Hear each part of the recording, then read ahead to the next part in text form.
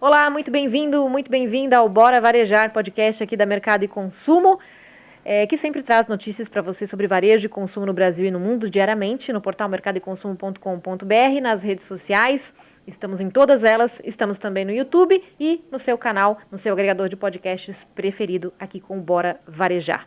Eu sou a Ana Freitas, editora-chefe do portal, comigo aqui ao meu lado, Gustavo Groman, editor da Mercado e Consumo. Tudo bem, Gustavo? Tudo bom, Ana? Tudo certo.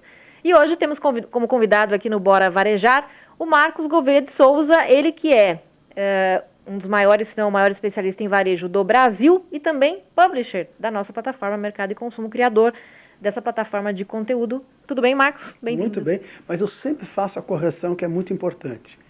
Não é um dos mais importantes, né, conhecedores de varejo, mas por uma questão etária, aquele que está estudando varejo há mais tempo. Muita experiência, né? Um prazer ter você aqui com a gente, Marcos, na sua casa, né? Que é a própria Mercado e Consumo, enfim. E hoje o nosso assunto aqui é um tema que o Marcos, inclusive, tem debatido muito no momento, que é o artigo semanal que ele publica na Mercado e Consumo, e que a gente, no dia a dia, mesmo das notícias que a gente dá, né?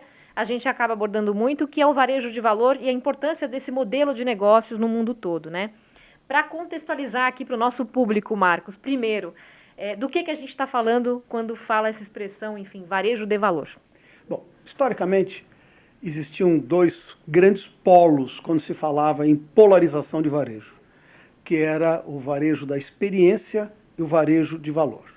O da experiência é aquele que envolve o luxo, o foco no atendimento, da satisfação do cliente, essas coisas todas. E o varejo de valor era aquele que estava ligado ao mais por menos. Ao longo do tempo, esses conceitos caminharam em paralelo, porém, há algum tempo, o conceito de valor, esta visão de mais por menos, foi crescendo de importância. Houve um primeiro período, quando houve aquela crise do mercado financeiro global, 2008, 2009 e daí para frente, deu uma despertada e uma aceleração e participação do conceito de varejo e valor no todo dos negócios do varejo. Nessa oportunidade, foi quando, por exemplo, nos Estados Unidos, a questão dos clubes de atacado, warehouse clubs, explodiram, né, porque o cliente começou a procurar a alternativa, se afeiçoou ao modelo, percebeu as virtudes do modelo, e depois que passou a crise, o interesse continuou. No Brasil, né, esses conceitos vieram para cá, se transformou no atacado de autosserviço, atacarejo, que também caminharam da mesma forma, esses conceitos todos. Mas a polarização, especialmente pós essa crise 2008-2009 no mundo, surgiu um terceiro conceito, que se tornou cada vez mais relevante também, que era o conceito da conveniência. Então foi redesenhada a fórmula da polarização no varejo com três grandes polos: experiência, conveniência e valor. E por conta, né, da evolução das coisas no mundo, o valor foi gradativamente se destacando cada vez mais, e destacando quer dizer aumentando a sua participação no conjunto dos negócios do varejo. Recentemente, a pandemia, então, exacerbou o interesse, a preferência e o foco ligado a varejo de valor, algo que o e-commerce ajudou também a fazer crescer. E, especialmente, também, o cross-border, que levou para o mundo inteiro produtos a preço mais acessível, em condições muito mais competitivas e, no caso brasileiro, cá entre nós, criando uma certa desigualdade competitiva. Mas a realidade não tem como se fugir dela. O consumidor do mundo está buscando mais valor em tudo, exceto, né, os tais Happy Few, aquele grupo que, sabe, vai pagar o que precisar pagar pelo que quer e está encerrado o assunto. Mas o que nós temos notado, de fato, no mundo todo, é um protagonismo crescente do chamado varejo de valor nas suas mais diversas formas, formatos, canais e modelos de negócio. E tudo indica que esse processo tenderá a continuar expandindo, aumentando a sua participação de mercado, porque a racionalidade no processo de decisão de compra pelos consumidores do mundo é cada vez maior. Mais recentemente, né, nós temos acompanhado tudo isso que envolve, especialmente como, né, mais uma das consequências da pandemia, o aumento da inflação no mundo todo, né, que teve uma forte expansão nesses últimos 2 anos, 3 anos, e que deve se manter alta ainda em vários mercados do mundo, exacerbou ainda mais essa atenção do consumidor por aquilo que ele pode comprar pagando menos. É verdade que no mundo todo nós temos uma tendência de declínio da inflação, mas o lado, e aí eu volto, 2008, 2009, os consumidores que aprenderam por contingência, por necessidade, a buscar alternativas e foram encontrar o varejo de valor como resposta, ele mantém isto como um comportamento que se incorpora à sua forma de ser, tá certo? Então, claramente, nós vamos ter uma ampliação da participação de mercado do varejo de valor no mundo todo e também na realidade brasileira, num patamar que nós não sabemos aonde vai chegar, mas que vai ser seguramente muito superior ao que era no passado. Eu ia te perguntar, você fala de 2008, 2009, e aí cria-se essa galera preocupada com isso. E esse comportamento, ele não volta atrás, né? E aí a gente vem pandemia, guerra, situação macroeconômica no Brasil e no mundo. O que está acontecendo com a população daqui hoje, procurando o varejo de valor, você também entende que mesmo se a situação macroeconômica nos próximos anos melhorar, esse pessoal não vai voltar para trás. Eu acho que seria um pouco radical dizer que não volta para trás na sua totalidade, tá certo? Haverá sim aqueles que, por alguma razão, retomarem poder aquisitivo, melhoria de renda, melhoria de condições, podem rebalancear a sua opção, tá certo? Equilibrando experiência, conveniência e valor. Porque sempre tem que pensar nessa polarização redesenhada, né? Experiência, conveniência e valor. O momento recente, como você estava destacando, acabou trazendo para o valor uma ascendência muito grande. Mas, da mesma forma, a pandemia fez crescer a questão da conveniência. Sim. Tanto assim que alguns formatos e conceitos mudaram o patamar de interesse, como, por exemplo, os strip malls, tá certo? Aqueles shoppings de conveniência que se espalharam e acabaram criando alternativas, e muita gente descobriu, na proximidade da sua casa, na proximidade do seu trabalho, opções convenientes que passaram a disputar espaço com a opção experiência e, ao mesmo tempo, com o valor. Agora, sempre o que acaba acontecendo, e é inevitável, é que tem as coisas que são reequilibradas pela demanda e pela oferta.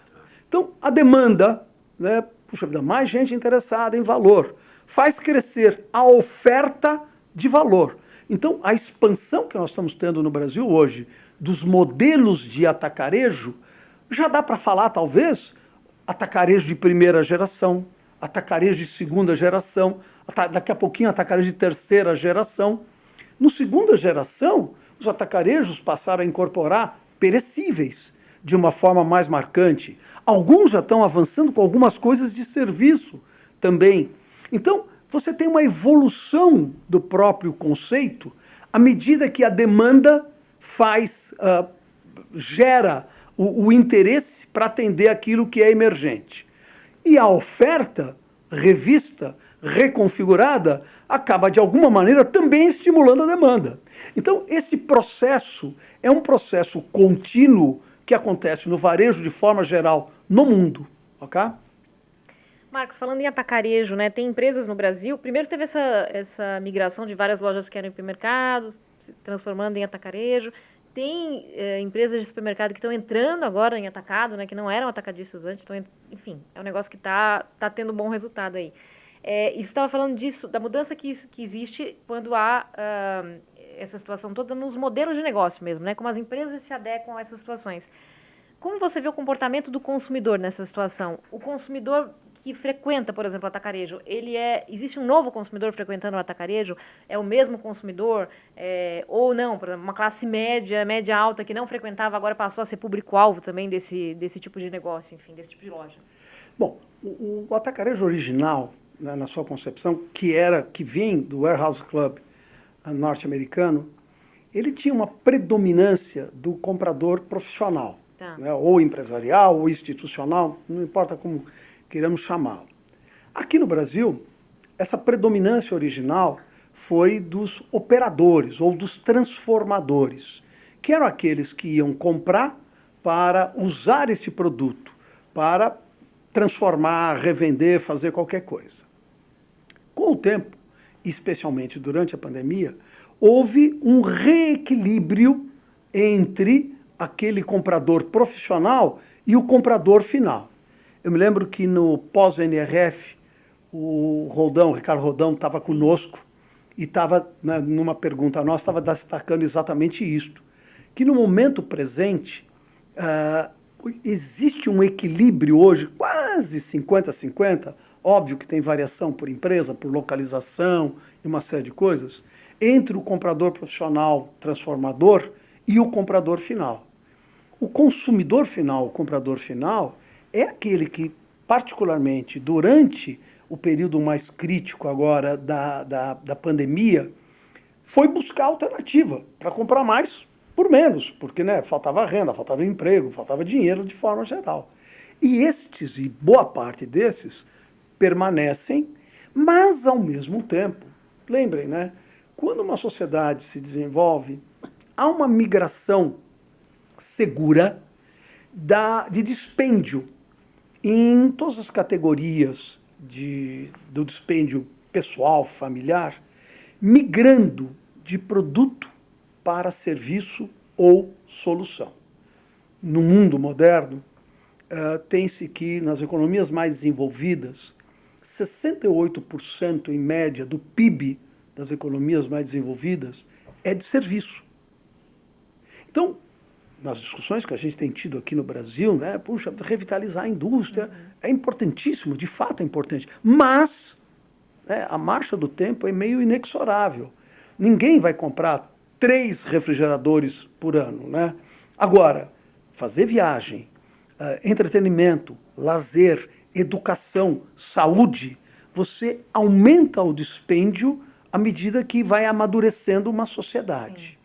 Então, por conta disto, o varejo, de forma geral, tanto experiência, quanto conveniência, quanto o valor, gradativamente tentam incorporar um pouco mais de serviços ou soluções para permitir atender um consumidor que, de novo, né, ele tem alternativas de compra, às vezes até mais convenientes. Sim. Mas está buscando complementar isto. E claramente, e isto no período da pandemia e depois, pós-pandemia, deixou claro, da pandemia era o básico, até porque nem podia sair de casa. À medida que houve a retomada, a demanda por serviços se torna mais forte. E é por essa razão que eu falava e mencionava a história, né, do formato. Todo formato de loja tem ciclos de desenvolvimento. De você poder falar de um atacarejo de segunda ou até mesmo de terceira geração. Agora, no segunda, terceira, talvez quarta geração, nós vamos ver os atacarejos evoluindo como conceito, incorporando mais serviço. Experiência, de repente? Alguma coisa de experiência, mas seguramente alguma coisa ligado a serviço. Porque as pessoas necessariamente vão, à medida que vão conhecendo o básico, vão evoluindo na sua demanda por coisas que estejam alinhadas com as suas expectativas. E o outro tripé que você citou, que é a conveniência, como você comentou, né? No atacarejo tradicional, pelo menos que a gente tem hoje, a conveniência nem sempre é a maior, né? A pessoa encontra conveniência, rapidez, agilidade em outros serviços. Então, talvez seja algo também que eles acabem incorporando. Que é algo que já acontece, por exemplo, no outro exemplo que você deu no começo, que são sites, enfim, cross-border, venda cross-border, mas sites que vendem isso na internet, e aí tem agilidade de entrega e tudo mais. Claramente, né, durante o processo de pandemia, e o processo de pandemia, no final, foi exatamente isso, né? Uma aceleração da marcha do tempo. Tá certo? Algumas coisas, né, foram disruptivas, mas outras precipitaram uma aceleração da marcha do tempo. Esta atenção com a conveniência foi uma aceleração. Esta incorporação de serviços, e veja, na própria alimentação, o food service. Sim. Tá certo? Quer dizer, as pessoas, sei lá, 12, 15 anos atrás, do total de dispêndio com alimentos no Brasil, 22% eram com produtos preparados fora do lar, o chamado food service. Mais recentemente, esse número está em 36%. Na região sudeste do Brasil, esse número se aproxima de 40% nas maiores cidades. Mas porque é inevitável, né? É a incorporação do serviço e para pessoas que têm menos tempo para preparar alimento em casa. Às vezes até para comer em casa, mas... Até para comer em casa, mas fora de casa. de forma diferente. Então, este processo evolutivo, ele é sempre meio irreversível. É ele que, em alguns momentos, quase que apaga, como aconteceu aqui, tá certo? Apaga a história de um formato, porque ele renasce mais avançado num momento seguinte, tá certo? E isto é algo que acontece nos modelos de negócio, né? A tal história do marketplace que nós estávamos conversando agora há pouco. É isso que acontece, por exemplo, com esse movimento que nós temos visto muito forte agora, da indústria indo direto ao consumidor. Okay? E na lógica de tudo isso, é uma única realidade, né?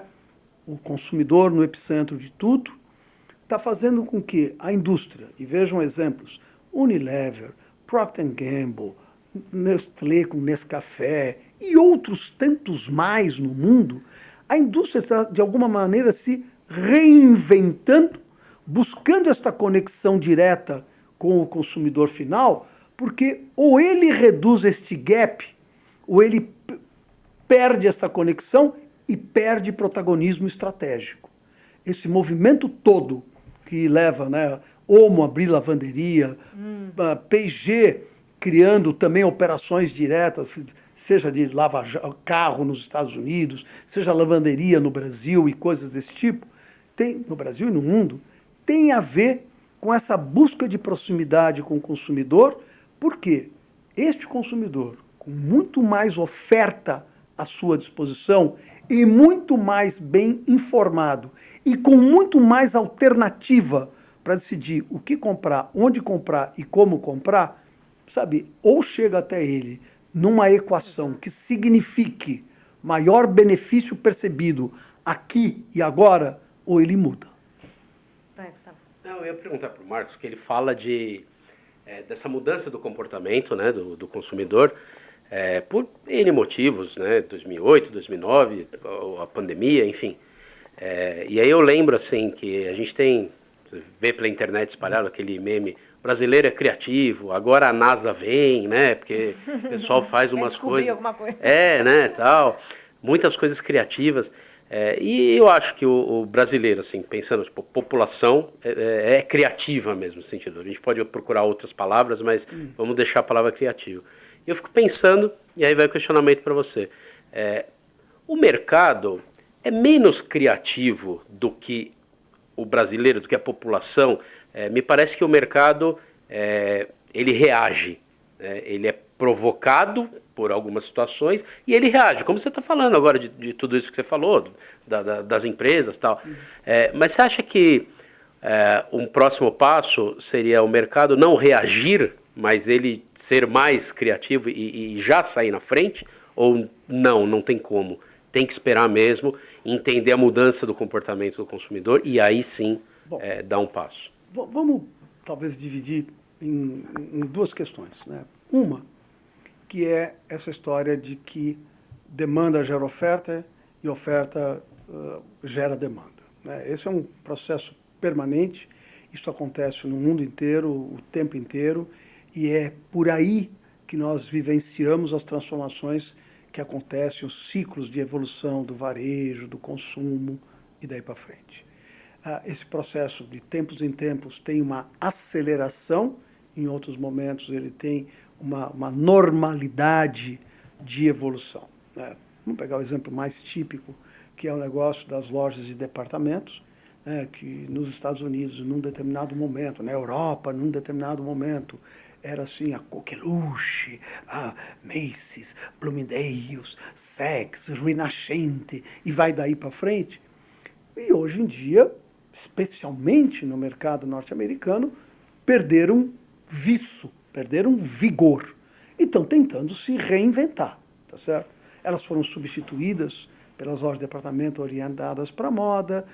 Na Europa, as lojas de departamento incorporaram alimentação. Na Alemanha, andares só dedicado para alimentação no seu processo de reinversão. Esse é o exemplo mais típico, né, e mais básico. Mas todos os formatos de varejo, os canais de varejo, ao longo do tempo, eles vão se reinventando, muitas vezes acompanhando aquilo que o mercado está pedindo, outras vezes simplesmente tentando antecipar movimentos. Vamos pegar o caso das drogarias nos Estados Unidos, as drugstores. Viraram o que são hoje lojas de conveniência que tem uma área de medicamento, tá certo? Normalmente lá no fundo, com atendimento personalizado, mas ela é uma loja de conveniência que também tem medicamento. A área premium da loja está dedicada para alimento, para bebida e outras coisas mais. Mas este é o ciclo natural em que tudo isso acontece. Na realidade brasileira, bom, vamos lá, um país, né, que tem os problemas, né, tributários que nós temos, que demanda o tempo, o número de pessoas para atender as questões tributárias, puxa vida, isso é, de alguma maneira, algo que engessa um pouco a nossa criatividade. De outro lado, é um país que durante muitos anos conviveu, há alguns anos atrás, com a hiperinflação, né?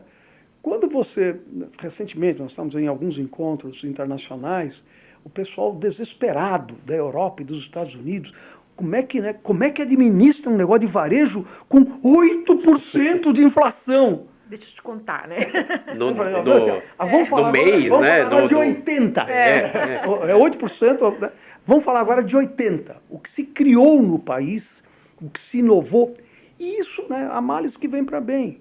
Isso acabou criando, especialmente no setor de varejo, de consumo, uma cultura de inovação, de criatividade, de flexibilidade, que se incorporou como um traço do nosso jeito de ser e da nossa forma de pensar. Não por outra razão, né, alguns executivos, especialmente desse segmento ou do mercado financeiro, se dão muito bem no mercado global pela rapidez com a qual percebem ou antecipam problemas, criam soluções. E soluções que acabam muitas vezes se tornando benchmarks globais. Vamos pegar um exemplo de uma Cacau Show, né? 4.000 lojas focadas em chocolates, com integração vertical em toda a cadeia.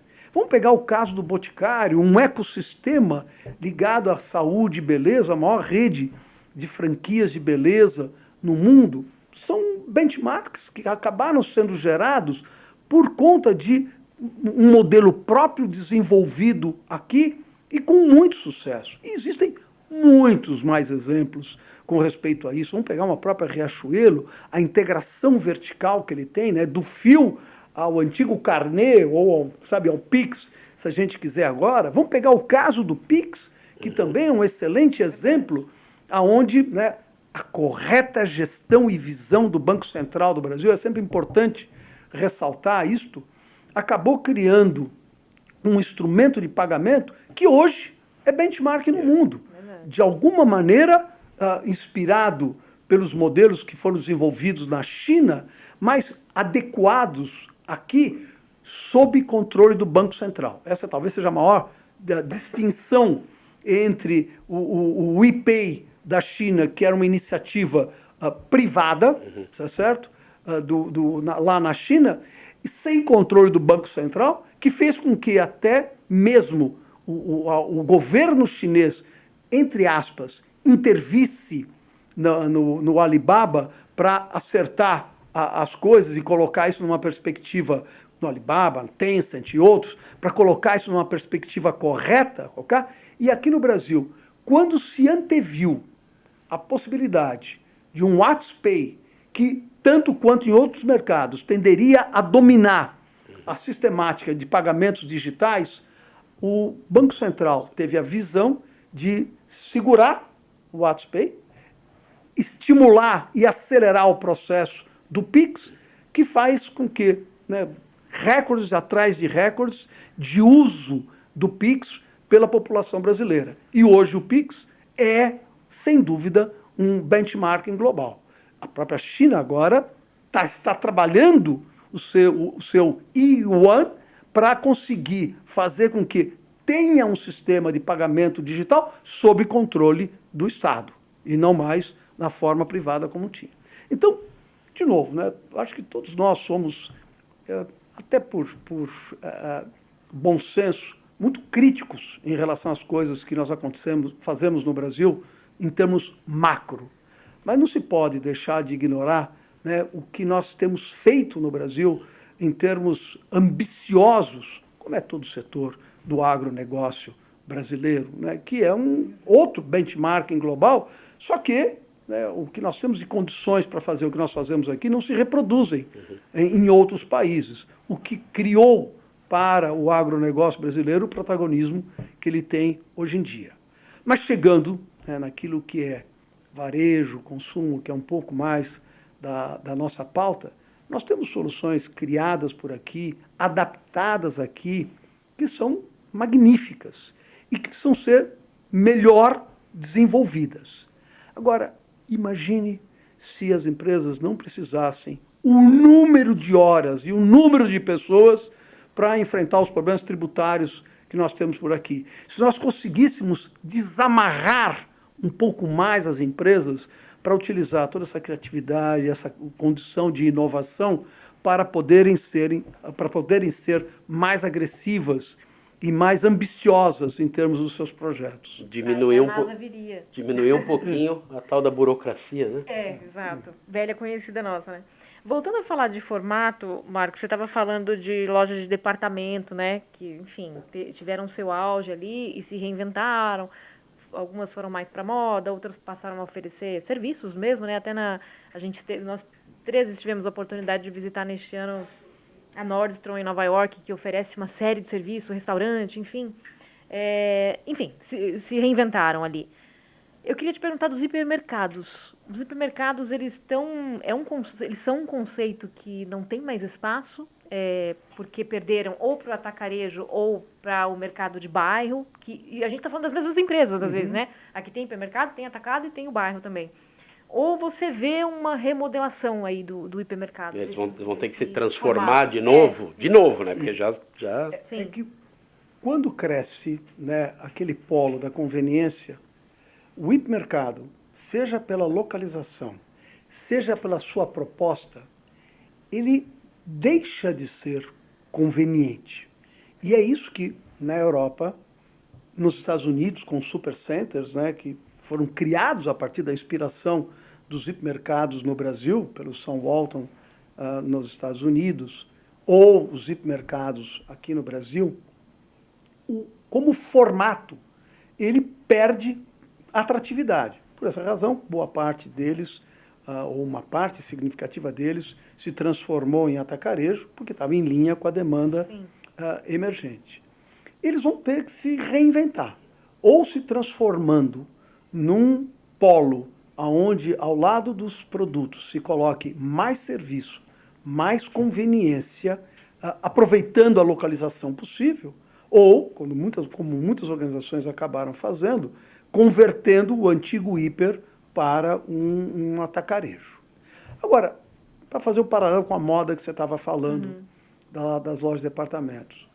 Hoje, aqueles que de alguma maneira, criaram um problema mais forte para as lojas de departamento, que foram as operações de departamento focado em moda, okay? Com uma proposta diferenciada, como H&M, Zara, estão sendo, de fato, confrontados pelas novas alternativas que estão surgindo, ou que surgiram, como a Primark, que, por incrível que pareça, está obrigando a Zara a reconfigurar todo o seu negócio. Você visita Zara hoje na Europa, nos Estados Unidos e mesmo aqui no Brasil, seja no formato, seja no design, seja na operação, ela tentou e precisa fugir do, vamos chamar, do alto valor oferecido por uma Primark e outras que operam da mesma forma, que estão oferecendo produtos similares ao que havia na Zara anteriormente, muitas vezes por 30%, 40% mais baixo, por uma integração vertical feita a partir de fornecedores, especialmente na Ásia, que conseguem colocar esses produtos na Europa, nos Estados Unidos, com preços muito mais competitivos.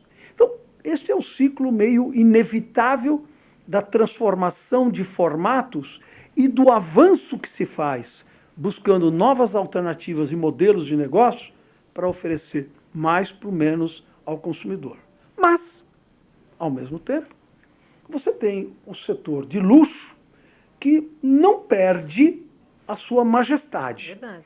Tá certo? Para segmentos específicos de consumidores que estão, neste momento, querendo voltar às experiências, essas coisas todas, o segmento luxo está se reinventando também, buscando novos caminhos, novas alternativas, a revitalização dos formatos, incorporar serviços dentro das lojas de luxo para permitir que o consumidor permaneça mais tempo, curta mais, vivencie tudo mais aquilo que ele gostaria de vivenciar.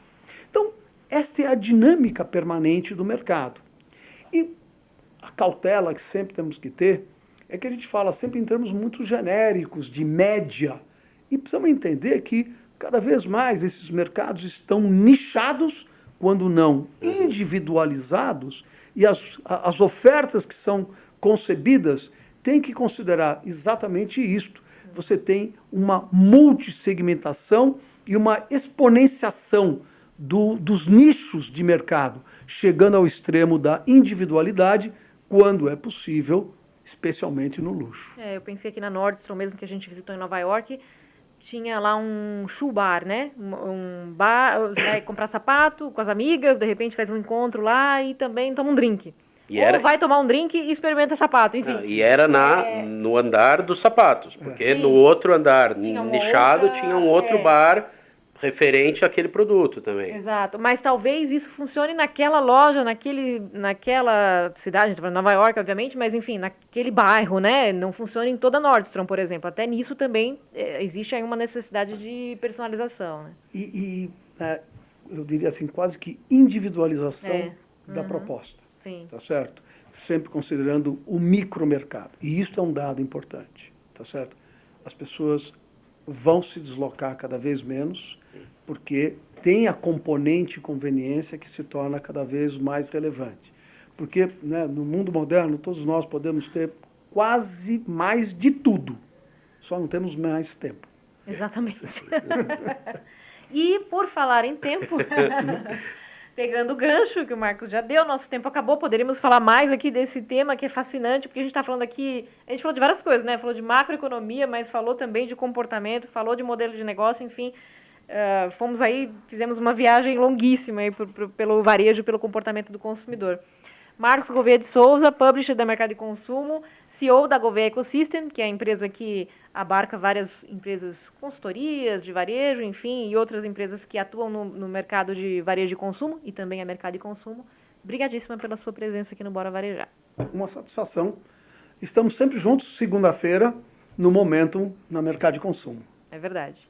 E Gustavo Groman, co-host aqui hoje do podcast do Bora Varejar. Obrigada mais uma vez pela companhia também. Obrigado, Ayana. Obrigado, Marcos. E bora varejar, pessoal. Bora varejar, esperamos vocês, além de ouvindo esse episódio aqui, acompanhando a gente diariamente no mercadoconsumo.com.br. Até lá.